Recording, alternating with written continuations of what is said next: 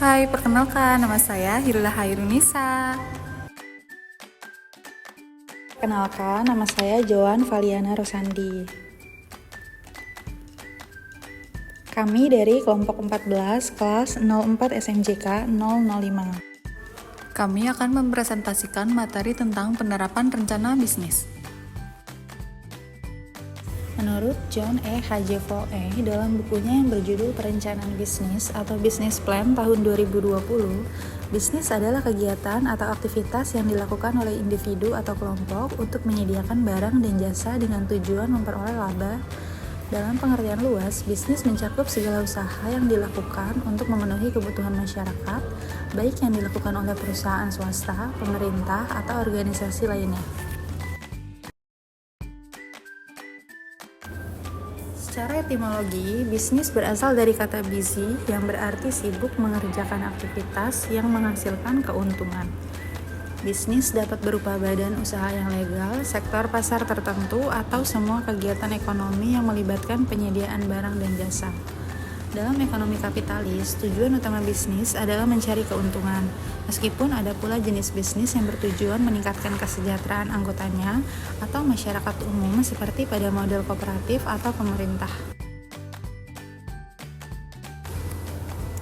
Sedangkan menurut Robbins dan Coulter, dalam kutipan di dalam buku dengan judul Perencanaan Bisnis karya Arif Fahrudin, Kifni Yudianto, dan Yushimeli tahun 2022, rencana bisnis merupakan dokumen tertulis yang menjelaskan rencana perusahaan atau pengusaha untuk memanfaatkan peluang-peluang usaha atau business opportunities yang terdapat di lingkungan eksternal perusahaan.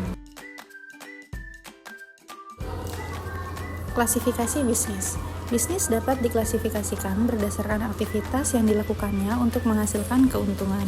Yang pertama, manufaktur, memproduksi produk dari bahan mentah atau komponen seperti mobil atau sepeda motor. Yang kedua, ada bisnis jasa, menyediakan jasa dan memperoleh keuntungan dari bayaran yang diterima seperti konsultan atau psikolog.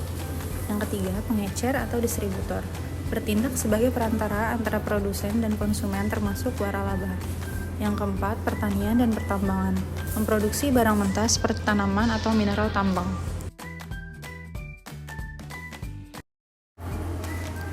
Bisnis finansial, menghasilkan keuntungan dari investasi dan pengelolaan modal.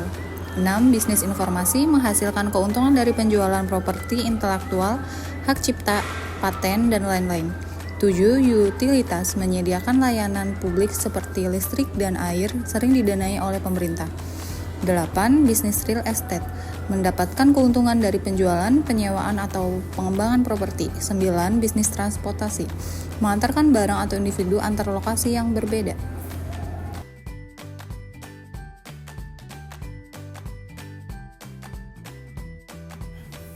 Analisis SWOT dalam perencanaan bisnis. Dalam buku Perencanaan Bisnis 2020 karya Arif Fahrudin, Kifni Yudianto, dan Yushimeli, analisis SWOT adalah metode perencanaan strategis yang digunakan untuk mengevaluasi kekuatan, kelemahan, peluang, dan ancaman yang mempengaruhi pencapaian tujuan perusahaan atau organisasi.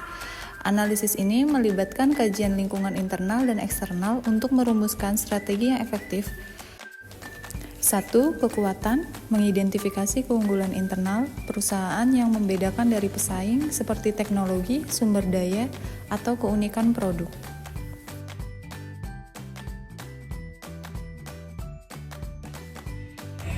Yang kedua, ada kelemahan atau weakness, kekurangan yang menghambat kemajuan seperti keterbatasan sumber daya. Yang ketiga, ada peluang atau opportunities, faktor eksternal yang dapat dimanfaatkan untuk pertumbuhan seperti tren pasar. Yang keempat, ada ancaman atau threats, risiko eksternal yang bisa menghalangi keberhasilan seperti pesaing atau perubahan kebijakan.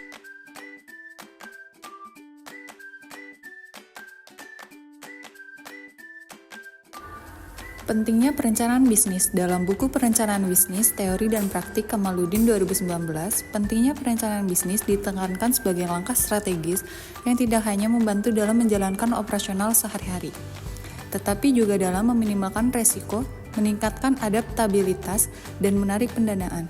Dengan demikian, perencanaan bisnis yang baik merupakan fondasi yang kuat untuk kesuksesan jangka panjang suatu usaha.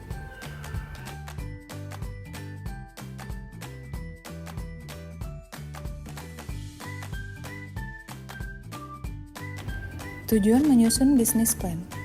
1. Menyatakan bahwa Anda sebagai pemilik dan memegang inisiatif dalam membuka usaha baru. 2. Mengatur dan membentuk kerjasama dengan perusahaan-perusahaan lain yang sudah ada dan saling menguntungkan. 3. Mengatur dan membentuk kerjasama dengan perusahaan-perusahaan lain yang sudah ada dan saling menguntungkan. 4.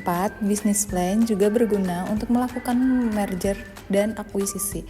5. Bisnis plan bertujuan untuk menjamin adanya fokus tujuan dari berbagai personil yang ada dalam perusahaan.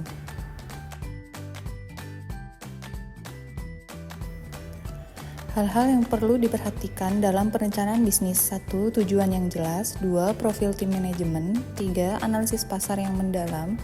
4. Penentuan strategi pasar. 5. Analisis SWOT. 6. Perencanaan keuangan yang realistis.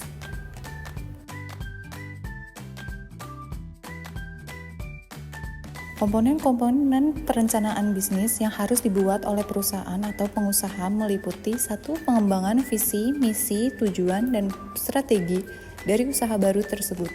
2. Mengembangkan manajemen perusahaan yang menyangkut kegiatan penetapan direksi perusahaan, para manajer utama perusahaan. 3. Mengembangkan lingkungan internal yang mencakup pengembangan struktur organisasi, pengembangan budaya perusahaan, dan sumber daya utama organisasi. 4.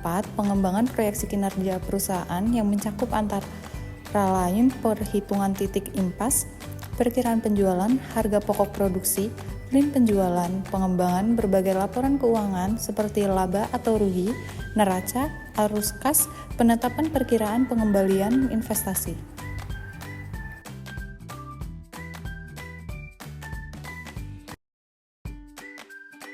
Apa yang dimaksud dengan penerapan rencana bisnis dalam konteks manajemen strategi?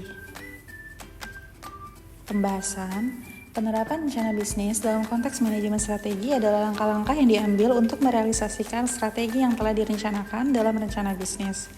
Ini melibatkan implementasi kebijakan, pengalokasian sumber daya, pelaksanaan operasional, serta pengawasan dan evaluasi agar tujuan bisnis tercapai. Penerapan yang sukses memerlukan koordinasi antara berbagai departemen dalam perusahaan dan pengelolaan yang efektif terhadap risiko dan peluang.